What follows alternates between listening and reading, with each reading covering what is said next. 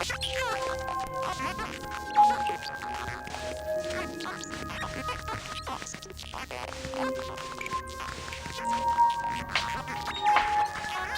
to GameSpot Live. I'm Greg Kasavin here to tell you all about Metroid Prime for the GameCube, and I'd like to get all the hyperbole out of the way first. Metroid Prime is really the best GameCube game to date.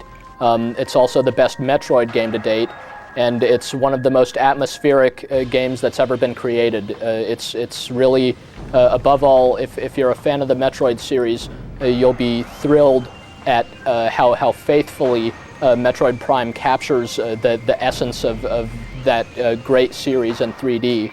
Everyone had a right to be really skeptical when Nintendo announced that the GameCube Metroid game was going to be a 3D shooter of some sort. We all thought that it was just going to be some other sci-fi themed first-person shooter with a Metroid license slapped on, but it's really anything but that. It's a superficial resemblance to first-person shooters is purely superficial, and above all, it's a Metroid game through and through, and it's even if you haven't played a bunch of Metroid games in the past, you'll find in it just a really original, really slick, polished, incredibly well-produced game. As in all Metroid games, in Metroid Prime, you play as the interstellar space bounty hunter Samus Aran, who once again is after the space pirates from Zebes and their kind of awful genetic experiments. They're apparently experimenting with the jellyfish-like evil Metroid creatures, and Samus has trailed them down to a planet called Talon 4, where they apparently have some sort of secret base of operations. So she lands, and she's going to have to find out what these space pirates have in store and kind of clean them out once and for all. It's a similar premise to pretty much every other Metroid game, and like every other Metroid game, in fact, Metroid Prime really doesn't have much of a story or a plot to it. This is something that might actually put some people off. They'll be surprised to find that they're kind of just thrust into this huge world and left to kind of explore it on their own and figure things out, rather than be strung along by some kind of a long-winded narrative or anything like that. While there isn't much story to Metroid Prime, there is certainly a lot of context. One of the things that Samus is able to do is use different visors for her suit to help her kind of perceive her surroundings in different ways. She begins with a combat visor, which is kind of the standard view. It's got a radar that shows any enemies in the vicinity and lets her easily acquire targets. And she's also got what's called the scan visor, with which she could analyze objects in the environment and kind of detect important information about them. She can scan enemies to find out their weaknesses. She can scan computer terminals to kind of translate pirate logs. And a lot of this stuff is optional, and some of it isn't. And it's sort of an interesting plot device because it forces you to kind of read once in a while. These kind of text windows appear, giving you a bit of information, but all of it is written in this kind of cool sci-fi pseudoscience fashion, lending the whole game kind of a really consistent logic, and it serves to really progress whatever semblance of a plot the game has along. For example, when you're finally in the thick of the space pirates' haven, and you're finding these memos about how they're on kind of heightened alert, looking for who they call the Hunter. In addition to the combat visor and the scan visor, Samus also later acquires a thermal vision visor and also an X-ray visor. Both of these have really, really cool effects and let you see different things that would normally be imperceptible to you. Like the X-ray visor, you can detect kind of ghostly images and illusions and things like that, whereas the thermal visor lets you, of course, see in the dark, but also pick up on kind of weak energy signatures. So you might find power-ups, hidden behind breakable walls or things like that. The way you switch between different visors is that you just simply press in a direction on the digital pad on the controller, and likewise you use the C stick, the right analog stick, to switch between your 4 primary firing modes, at least once you get them.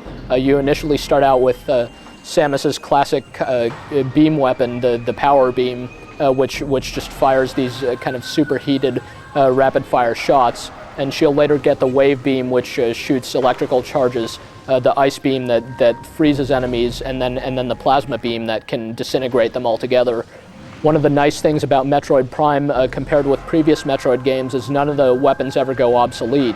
In previous Metroids, you gain new beam weapons that replace your old ones, but here all of the weapons remain useful throughout the game, and you upgrade them with kind of a charge ability and various special attacks. So by the end of the game, Samus actually has a great deal of ways that she could deal with her various foes.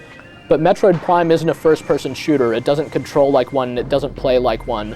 For example, in most first-person shooters, you can readily look up and down, but Samus has a bit of difficulty doing that. You have to press and hold the right shoulder button in order to adjust her vertical aim, and it's kind of an interesting touch. At first it seems pretty clunky, and it even looks clunky. You see her actually lift or lower her arm physically to aim at high or low targets. But then you realize that she's wearing this big, huge suit, and she basically doesn't even have a neck. So it sort of makes sense that she can't easily aim upwards or downwards. So that's kind of in pretty sharp contrast to most first-person shooters. And at the same time, unlike most shooter characters, Samus can really, really easily aim.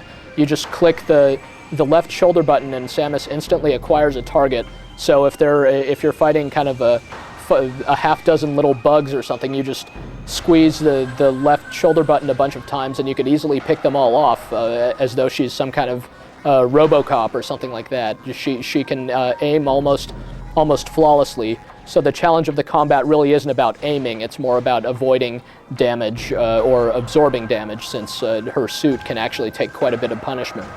When you lock onto a target, you can perform evasive maneuvers by jumping side to side to avoid damage, and also strafe around the target to keep it in your sights while avoiding its own fire. So Samus certainly isn't sluggish, and in fact she's capable of some pretty cool maneuvers.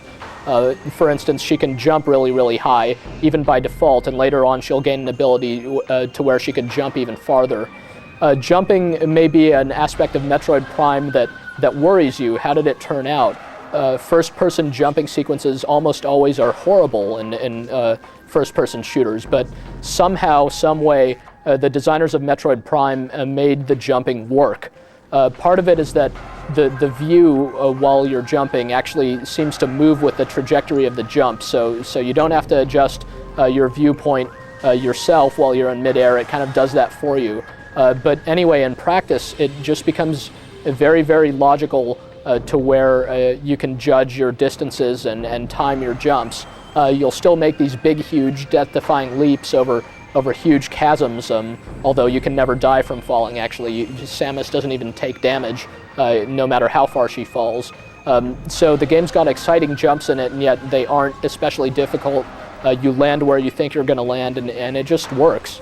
And it wouldn't be a Metroid game without a bunch of jumping sequences, so it's yet another aspect of the series that the designers at Retro Studios really nailed.